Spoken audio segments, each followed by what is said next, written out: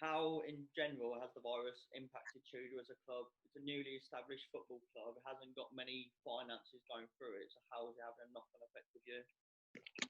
Well, it's affected our timetable, first of all. So we've had to cancel tours. We've lost the end of our season and our first season. That's quite hard for us because when you're organising things and just getting together and getting things going, to have to completely shut up shop and stop has hurt us a little bit. So it's just communicating with players has been hard and keeping everyone interested. But in terms of financially, it's saved a few costs financially initially because we're not having to pay for pitches and whatnot. But also it means we've now got to start sorting sponsorships out a bit earlier and getting members to pay up for next season without having, their value for money off last season. But it's all cost to enter leagues and everything. So we've gained costs in a way, but long term we've lost it. So that's affected us quite a bit financially, and then obviously the cost to players themselves of missing out on things like tours and fixtures and experiences. So we've missed out there as well. Recruitment, how has it affected your ability to recruit for this and next season, or even beyond? Well, we are a little bit lucky. I think other clubs will suffer more in this way, but we've been a little bit lucky because we wrapped up a few of our deals just before the lockdown came in. So for a few deals, that's fine.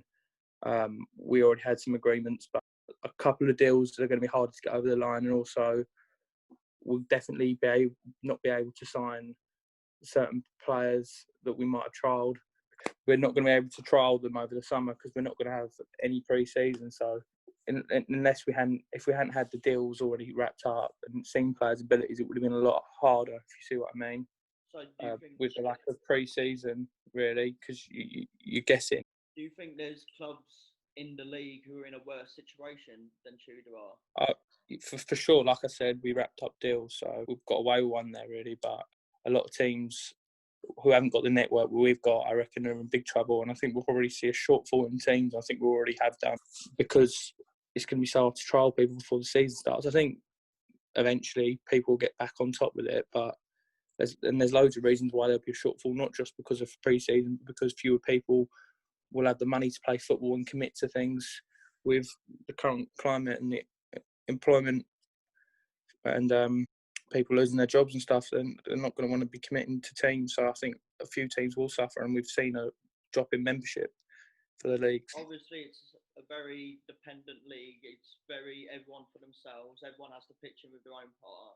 Do you think the effects of the virus will be going on past next season? Do you think it will have a knock-on effect in seasons to come? Yeah, I think we'll probably end up with a slightly shorter season. I think we will see most of the football played, but I think we'll have a slightly shorter season. And like I said, a few teams we might get lost because of it. Just not failing to attract players. I'm hoping it won't be too bad. I'm hoping we'll get most football played. As a team, I don't think it will hurt us too badly because we're just using this time to get on top of things and organised and getting financially in a better place long term as well. So we're working on some things, and it's allowed us to do that at least. Have you been offered with any support from the league itself? Because you're seeing the Premier League asking clubs to donate money down towards the lower leagues. Are you getting any support from the league, the FA itself, or anyone else outside of it? No, we're not getting any support, sadly. I don't know if that's going to come or what, but we're not getting any direct now support for the FA. I don't expect something to come in the future, hopefully, but at the minute, we've not got anything in the pipeline. So I think it's the sort of thing they'd announce mid-season. But I don't know. Obviously, you're not happy that the football season's had to end early. Like, you wanted to keep the momentum going and finish your first season. Yeah. Do you think it was the right decision to just call? Oh yeah, for sure, it was the right decision. I think we were playing almost too late. We didn't know the virus was. We saw like Champions League games played that week as well. I think we just didn't know as a country that the virus was as close as it was, and we were playing the weekend after that. So I just don't think we were well aware of how dire the situation was at the time. But it's obviously the right decision that got made when it got made. As a football club, it is every man for itself. Everyone's expected to pitch in. Everyone's expected to give subs, and obviously it's a bit of a united football club. Where does Tudor as a club now go from here? How does it go to rebuilding? Because it was already in a building up stage, and it's been from this already? We're just trying to use the time wisely. Like I said, we're trying to get things organised, trying to get constitutions written, trying to get ahead of the game now, really, because obviously if we just left it, and for instance, we're not going to get pre-season, so people got to keep on top of themselves, and also with admin, it's a lot harder having to do things online, but we're building different ways of communicating because of what's going on. So that's our aim, just to stay ahead of the game at the minute, because obviously it's difficult, and to keep communicating with players. So we've done things like quizzes, we've done a podcast, just trying to keep people engaged, because it is difficult. You could lose a few players from lack of interest from the time out, and it just is what it is, really. The season's over, but Tudor's not finished. It's all about keeping the unity there. It's all about keeping actively engaged with it all, and making sure that they know there is a club to return to in the next season. That's exactly it.